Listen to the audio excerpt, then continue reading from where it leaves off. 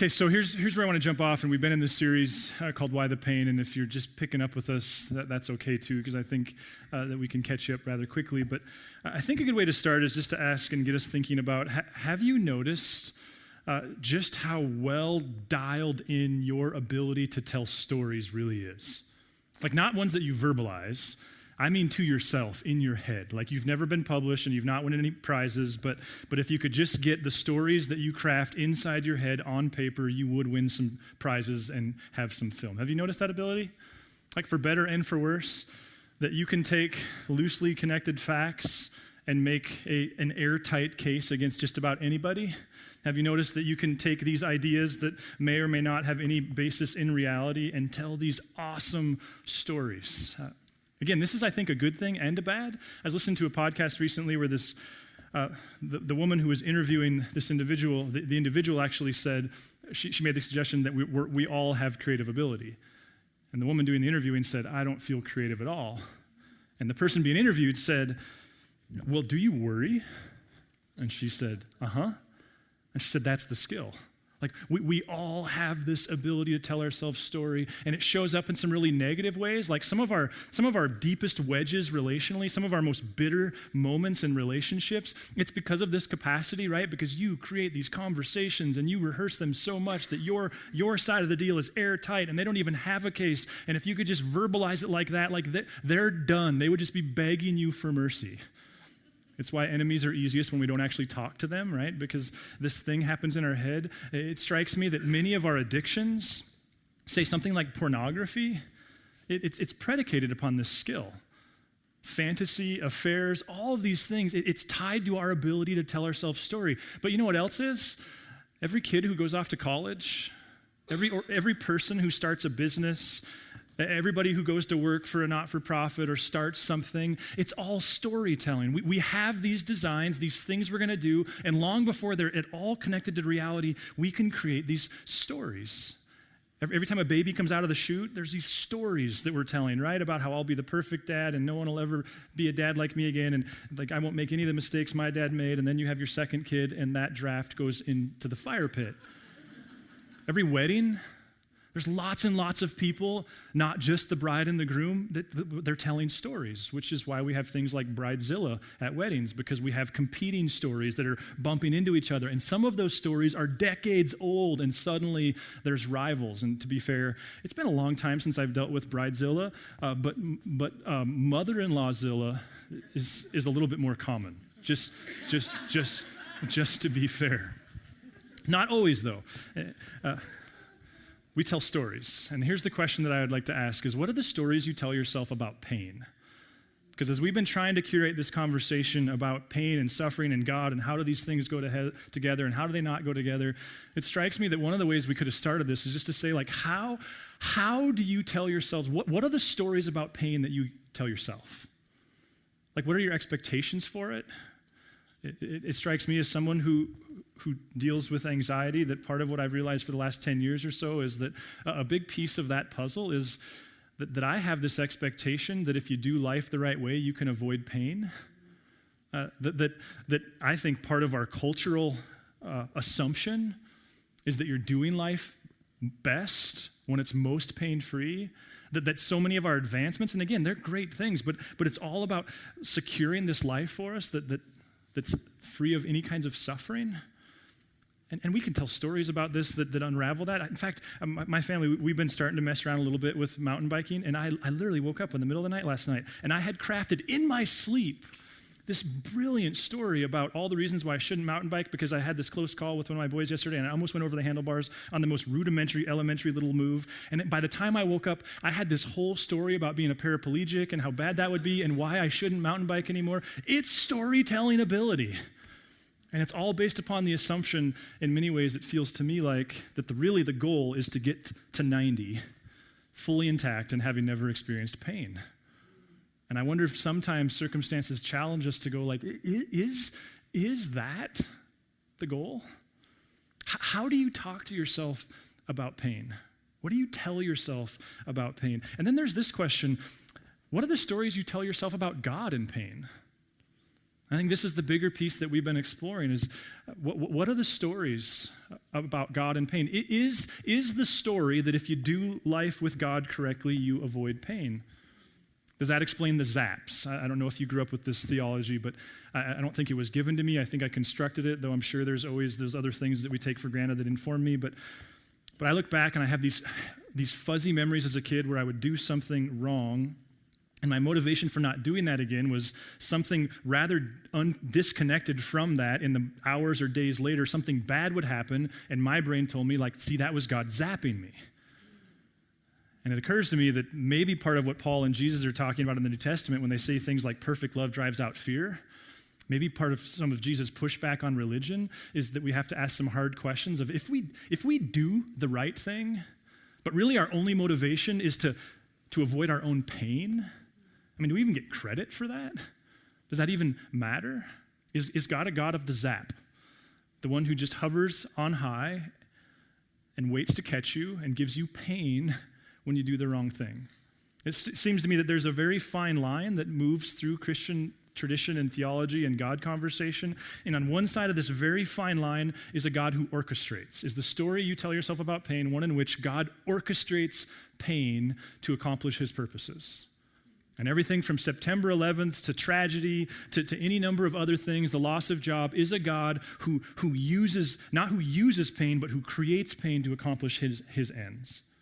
And on the other side of said very fine line is a God who doesn't necessarily design it or create the pain, but who uses the pain. And all of this is very academic until we're looking real pain in the face. And suddenly that line becomes even more fine and more blurry. Are we dealing with a chess piece God who manipulates everything and your sense of control and autonomy is a figment of your imagination? Or are we dealing with a God who's inside of it all with us?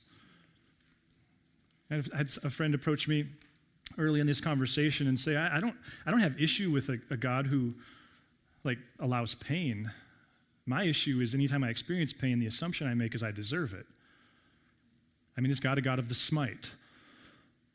And if we're interacting with God in that place, then where do you fit grace into the equation? You know, Jesus, I think, models for us that this is a very important issue. In fact, in Jerusalem, just a little background, there's a story that Jesus tells, but some background can be helpful. Jerusalem was like most Near Eastern cities, probably all Near Eastern cities in his day. It was surrounded by a wall. That was their defense mechanism. They didn't have drones and bombers and things like that. They had walls. And Jerusalem, part of what allowed for its defensibility to grow was that on the southern and part of the western part of the city, it was there's a valley there. So they built the city right on the plateau on the top of this very steep ravine. That ravine is often in Scripture referred to as where we would get hell, because it was this unwanted place where garbage was thrown. But it was also a place that would be really hard if you were an invading army to come at the city from. Similar on that side of the city, they still built the fence right along the edge of that. And of course, fences have to have posts, because a fence without a post is not a fence at all, right? And so the posts became these towers or these pillars that were used for different things. Well, one of the pillars on that side of Jerusalem was the pillar or the Tower of Siloam. And one day, we don't know exactly when, but it was close enough to Jesus that it was a part of the morning newspaper for some time. One day, the tower, we don't know why. Was it an earthquake? Was it an engineering fail? Was it an act of terrorism? We don't know. But one day, the tower fell, and because it fell this way, 18 people died, which means these 18 people did not die. Had the tower fallen this way, they would have died, and these people would have lived. And it provoked all kinds of conversation about how do we make sense of this. And Jesus actually brought it up one time. Listen, we have it on the screen. He said it this way: or those 18 who died when the tower in Siloam fell on them. Do you think they were more guilty than the others living in Jerusalem? Notice what he's exposing is that we tell ourselves stories about God and pain, and apparently Jesus' conclusion is that's really important. He answers the question this way: I tell you no. He has this conviction that we can get this wrong. There's another instance that I think just mirrors how difficult this is, and we probably won't master it this side of heaven, because one of his very closest friends at one point, having spent basically inseparable time with him for years, at one point one of his friends pointed to an adolescent-aged kid who was blind and been born blind, and He pointed to the kid and he said, hey, Jesus, who sinned? His parents or him? Now notice the dichotomy. And Jesus goes, okay, let me get this straight. Option A, he's blind because his parents sinned. Option B, he's blind because he sinned in the womb. And Jesus more or less goes, I'll take C, which he was the master of. I'll take option C, the one that you're not seeing and you're not even offering me. But it reinforces this reality that the stories we tell ourselves about pain are important. In fact, notice the question that I'm not asking is, what does the Bible say? What does God say? What is the right thing about God and pain? And that's not to suggest that the Bible doesn't say something or there isn't a right thing and there isn't truth, but it is to suggest that's of secondary importance, isn't it? Because long before what any of those things say matters, we have to become consciously aware of what we say. That whether you're the most sincere God follower or the most disillusioned God person, the reality is until the day you die, you are forming an image of God. You are constructing an image of God. And hopefully the value of things like this and the relationships you have and the conversations we have and the podcasts and the things we read, the end goal of that is not just to find a bunch of places who agree with us. It seems to me that it would be that our God images would collide, believing that like a rock tumbler, that would help form our image of God into a more healthy shape. But it still raises this question, what is the story? And how do you understand it? And until you're consciously aware of how you understand it, maybe any of your steps are a relative waste of time. And there's this question that I think ties all this in, and it's this. What if the lives we live, what if they have far less to do than what we believe and far more to do with the stories we tell? Like, what if our lives, the lives we live, are based more upon the stories we tell?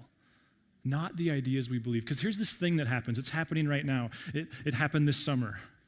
We open the newspaper, we hear a story, and there's some spiritual leader, some person whose principles were first and foremost, and suddenly they did something wrong. Their lives told a story that betrayed their values. And we say, well, he's a hypocrite. She's a hypocrite. And in some sense, that's accurate.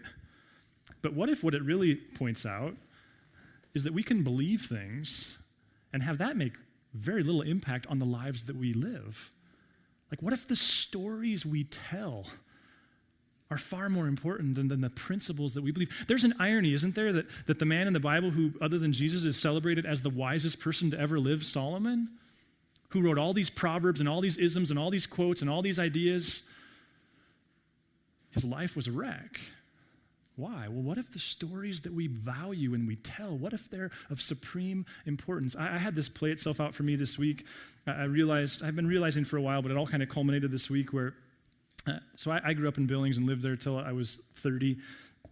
And Billings tells a different story than Helena. Not right or wrong, just different. I mean, the story of Billings, and even in my 20s, the story of adulthood in Billings is much more, and this is obviously somewhat my family of origin and somewhat that culture, and there's lots of different variables, but it's a story of, like, work hard and hope that you can watch the game on the weekends. I mean, it's this kind of work very hard, but it's not a very recreational community, especially my experience of it, but this a bunch of really hardworking people who hope to see their family and maybe catch a game on the weekend. That was my story. And then this week, I was actually driving down Park. Actually, what I was doing was I helped some friends create kind of what really we could call kind of a wake experience where we were celebrating someone's life. And so there was all this conversation with all these people that would be there. And then there was this realization of, that's a lot of growlers. If you're in recovery, I'm sorry, I'm not trying to rub your nose in it, just trying to be honest. And so there was this like, wait a minute, maybe we don't need to do all that. Maybe what we could do is, I've got a friend with a draft box. We'll borrow that. We'll go to Blackfoot. We'll get a couple 5-gallon kegs. And not that it's a drunk fest, but it's green. It's friendly because we won't have as many bottles and cans and all that stuff. So we did that. So on Monday, I went to pick all that up. You're wondering, what does this have to do with anything? I went to pick all that stuff up. So I was driving down Park because I was taking it back to the friend and the Blackfoot and those places. And I was driving my Expedition, and it first occurred to me when I looked in my side mirror, and in the seat behind me with the window down was my 85-pound golden doodle Yachty hanging his head out the window, like doo-doo-doo, like the things that dogs do. And in that moment, I looked across at the seat next to me, and there was this beer stuff, and the seat behind that was this beer stuff. And then the back seat, we had folded down, and in the back seat were a couple mountain bikes, because my wife and I had gone for a ride that afternoon. And it hit me like, I'm officially from Helena. Because here I am, driving down the street with my dog hanging his head out the window, and beer on the side, and bikes in the back, and I'm like, here we are. We just tell a different story. What if the stories we were telling ourselves are actually really, really important? And here's what we've been exploring for the last couple weeks is there's a story in the Bible about a guy named Paul. And he was a real person in a real place, and when we pick up with him in this story, he's writing a letter from prison. Now, parenthetically, or not parenthetically, I guess, because I just said it, Paul has high hopes that God's going to get him out of this mess. We're going to explore in a couple weeks, how do we experience prayer when Paul is praying that God would get him out of prison? He's believing God would get out of prison. What we know from history is he doesn't get out. He dies in more or less that situation. He's writing a letter to some people in a city called Philippi because years prior he had been there, he visited them, he shared the gospel with them, which isn't this artifact, it's this story about a God who invites us into a completely different way of living modeled for us in Jesus' life, death, and resurrection. He tells them this story, they sign up, they're all for it, they believe the tomb was empty, they start following Jesus. Fast forward years later, the situation is there's a third party and they're silent in the letter. But many scholars are absolutely convinced that what Paul is doing is helping the Philippians navigate this third party what the third party is saying is they're going, Paul couldn't possibly be God's guy because he's in prison. And you couldn't possibly be following God's will because your lives have only gotten worse. And what we've been exploring for the last couple of weeks at the risk of being overly redundant is what they're exposing is a very simple formula that says basically your life plus God cannot equal pain. And if it does, you're doing the God thing wrong. Or another way to say it is what he's exposing is their formula, which is as basic as humanity itself. Your God, your life plus God equals success and wealth and health. And what Paul is doing in this letter, not unlike many of you, and I would say probably all of us at some point or another in our spiritual journey, is he's helping them navigate like, okay, if not that, what do we do? The irony of the book of Philippians is it's arguably the most positive piece of scripture in the Bible. From a guy in prison who firmly believes he's getting out to some people who are suffering, who have no idea how much worse it's going to get. And Paul is writing this letter, and what he's doing is he's giving them his formula. Though I think better said, he's given them his story. And the question becomes that we've been kind of teasing out here now for a while is, what does he say? And that's where I want to go here this morning. Now, all theology is an interpretive leap. We always have to do that. The text is written for us, not to us, and so there's challenges that we have. There's something that happens in Philippians that, to be honest with you, I didn't see it until this summer, and I was doing some studying, read several books. They're on the mind map if you want to look at it. Those are not just books you could read. They're books that I did read, so these aren't just kind of that kind of bibliography. But what those authors start to point out is there's this piece of theology. We talked about it last spring in Cruciform in that series. There's this thing Paul does where he cites this ancient, beautiful piece of creedal Christianity. And sometimes we assume that the value of it is the creedal Christianity, but when you put it inside the story Paul is telling, Paul's doing something more than just giving us a creed. So, watch this, Philippians 2, and then I'll see if we can wrap it up. The who is Jesus, who being in very nature God, did not consider equality with God something to be used to his own advantage. So Paul is going to tell a story about Jesus, and it starts by telling this upside-down story of power. Because everybody would have known, just like we do, that there's a story that says the more power you get, the more privilege you get. And he's going, that's not Jesus. Rather, and again, remember, the context here is he's processing his own pain. And as we explored last week, this isn't like emotionally disconnected. He's done the lament. He's done the work. He's asked God the why questions. And now how do I make sense of this? And it seems to me he goes right back to Jesus' story. Rather, he made himself nothing by taking the very nature of a servant, being made in human likeness. Paul's audience, this is a Greek audience. They would have went to Alexander the Great. who just a couple hundred years prior, as an 18 or 20, I forget how old he was, 18-ish man took over a marginal empire. And by the time Alexander the Great died at 33, he had conquered what was then considered the world. Alexander, born a human, became a king. And by the time after he had passed, and especially by Paul's day, he was worshiped as a god. There's an arc to Alexander's life. Caesar Augustus probably would have come to mind. Who we take this for granted, I know I do because I don't understand ancient history that well. We think of the Roman Empire as this single thing, but not until Caesar Augustus. Caesar Augustus, who took over this empire and brought all the factions together, largely with a fist, with a sword, with a cross.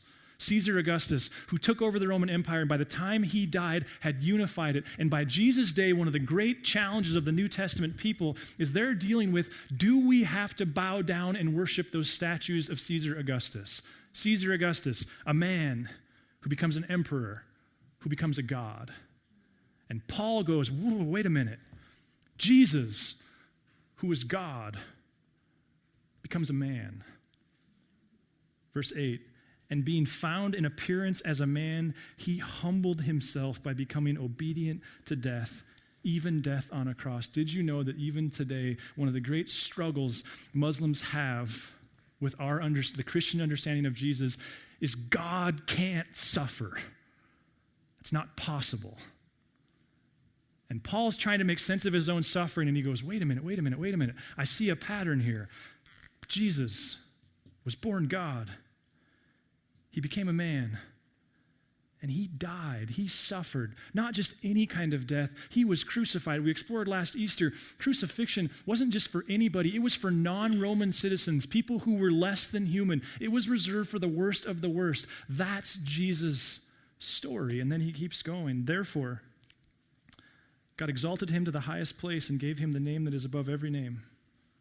At the name of Jesus, every knee should bow in heaven and on earth and under the earth, and every tongue acknowledge that Jesus Christ is Lord, to the glory of God the Father. See, Paul has this moment where he goes, wait a minute. And then Jesus resurrected. And then God was glorified. Like Jesus' story had an arc. And notice it's a lot different than Caesar's arc. Because the assumption of Caesar's arc is it's just up and to the right. The assumption of Alexander the Great's arc is it's just up and to the right. See, we go, wait a minute, Paul, because this is what Paul's processing. Jesus, how could you be Lord of my life and me be going through this? And Paul seems to be going, wait a minute. How could I not go through this? Like, we struggle with a God who allows suffering. Paul, to be honest, in the New Testament as a whole, would have the same struggle with a Christian who's not or hasn't suffered. And that's challenging, and that can lead to all kinds of sideways things, and we don't have time to explore some of those expressions of that. But the fact remains, Paul seems to come to this place where he goes, wait a minute. I see. Like, my story is following Jesus' arc. But here's the hope. If he died, I die with him. If he rose, I get to rise with him. And if he glorified God, then maybe my pain and my life can as well. See, the story Paul seems to be telling is a story where he goes, whoa, wait a minute. The cross, and the theological term here is participation. For Paul, the cross wasn't something we believe in. It's not something we wear around our neck, and that's not to say we can't. It's not something we tattoo on our arms. It's not something we peg to the sides of our buildings. For Paul, the cross was something we participate in. You ask Paul, it would seem to me, wait a minute. What does it mean that Jesus died? Does that mean we don't have to? He would say, no, it means you die with him. And because he rose, you get to rise with him. For Paul, the cross was about participation. Now, what does that mean? That we go out there and go looking for it? Moot point, right? You don't have to. Not eventually. Paul's story seems to account for suffering in ways that very few others do, where he just goes, listen, whether this is because of your faith, or this is because of your cancer, or this is because of your dad, or this, whatever. Suffering will find you. his fundamental belief is that we participate in that with him. There's a guy named Ronald Rolheiser who's written a book called Sacred Fire. He's passed. He's an Anglican leader. And in that book, he suggests that there's three seasons of a person's spiritual life. This isn't hierarchical. They all have value. He says the first season is the season where you find your life. The second season is the season where you give your life away. And the third season is the season where you give your death away. And his point is in that first season, it's about purpose. It's about meaning. It's about grabbing life by the throat. It's about getting out there and figuring out how God's wired you and how are you going to serve people and how are you going to make a difference and how are you going to make your unique mark on it. He actually says, I love this line. He says, puberty is designed to drive us from our parents' homes. Because it's designed to hardwire you to go get your own life. His suggestion and observation, though, is that with enough time and hopefully growth, we'll transition into the second season, where it's not so much about you being the best or the greatest or the brightest. It's about you helping others. I remember when we went to the open house at Helena High, one of my boys' teachers said, for the first 10 years of my life, I was a contractor. And then I realized that I was getting to the place where I enjoyed working with apprentices far more than the work itself. And so I quit my job and I became a teacher because I realized that's just what I want to do is I want to help other people find their life. So there's a season where we're giving our life away. But what Rolheiser said, and this just stood out to me even then, is somewhat of a prophetic voice as speaking in a direction that I don't know that we're very capable of speaking.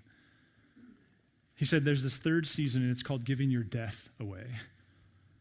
And it's a season where your overall productivity diminishes and maybe your health disappears, but it's the season, he said, where what you're learning to do is continue to follow Jesus through your pain, where you're breathing in the poison and the hate and you're breathing out purified air. It reminds me of my friend Fred, who said to me years ago when he had his own cancer scare, Adam, I've been spending years teaching people how to live. Maybe now it's my chance to teach people how to die. See, if we go to the scriptures looking for something that'll protect us, insulate us from suffering, Paul's of no help to us. What Paul does say is, listen, you can lament and you should, and you can wail and you can ask why, and you can pray and ask God to get you out of that situation, because he does, and we'll talk about that. But at some point, his invitation seems to be that we take a deep breath and we go, wait a minute. Jesus' story it's not a pill that I consume. It's not a document I sign. It's a life I live. It's a story I tell. And because he died, I die with him. And because he rose, I get to rise with him. So let me ask you, what's the story you tell yourself about pain? And what's the story you tell yourself about God and pain?